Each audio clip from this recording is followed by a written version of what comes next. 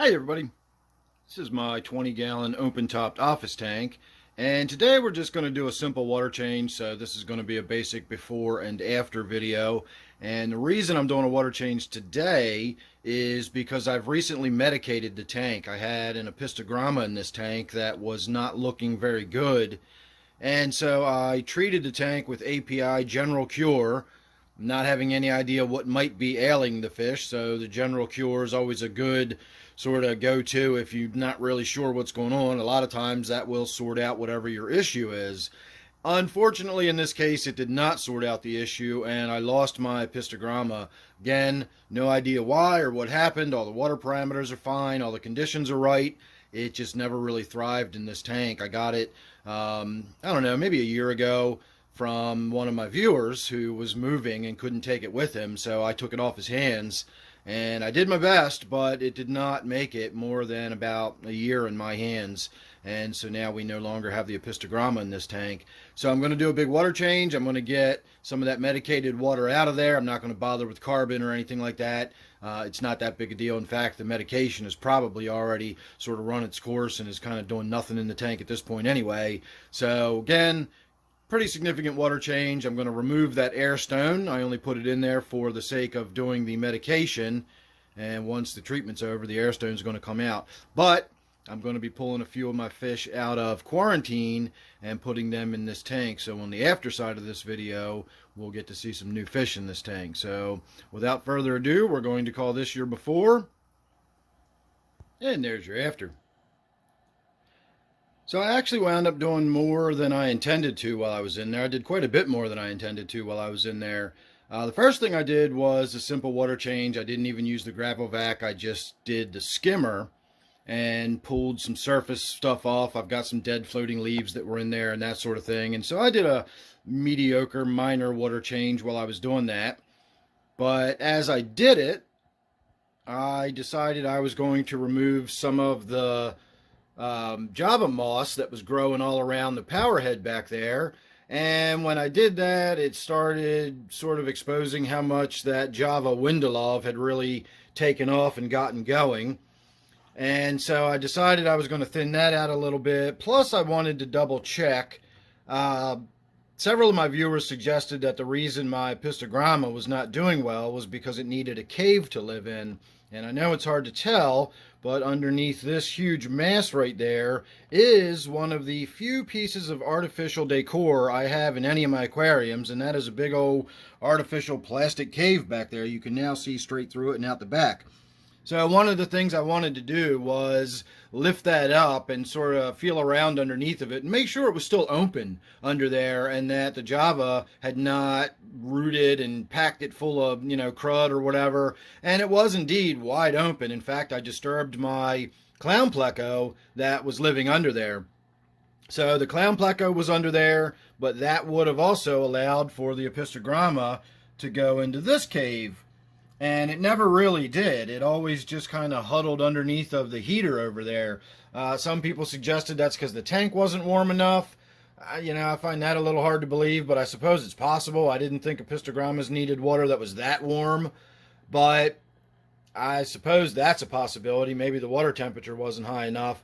But my checking on the caves panned out, and the caves are still wide open, so that theory doesn't hold water, as it were.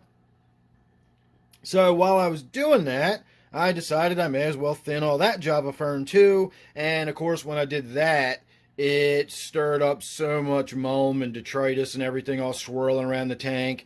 After I was finished, I was noticing that the intake on my filter was not really drawing the water in very effectively. I was hoping the old filter that was in there would collect up a lot of that crud so I could just go ahead and change it out real quickly.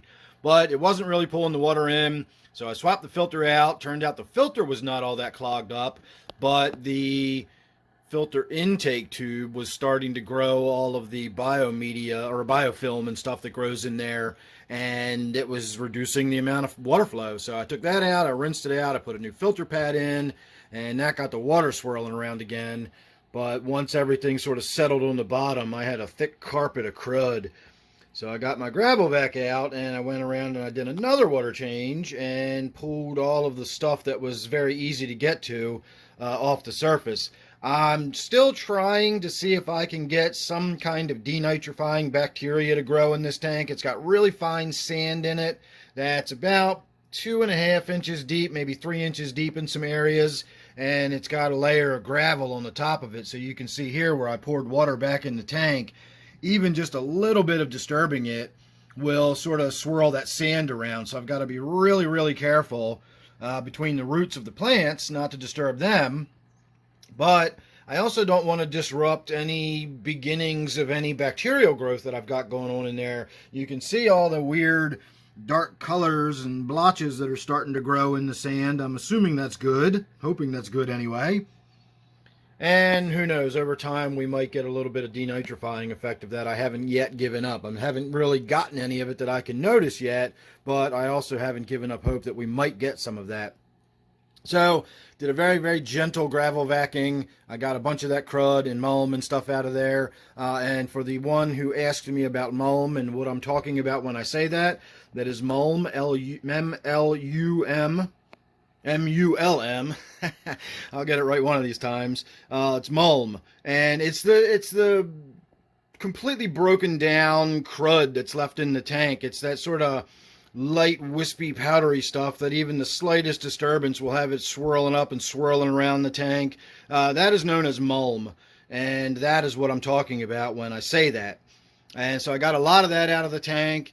And then, just for good measure, I pulled 3 of my red wag platies out of my quarantine tank, and I put them in there. By now, you've probably seen them already.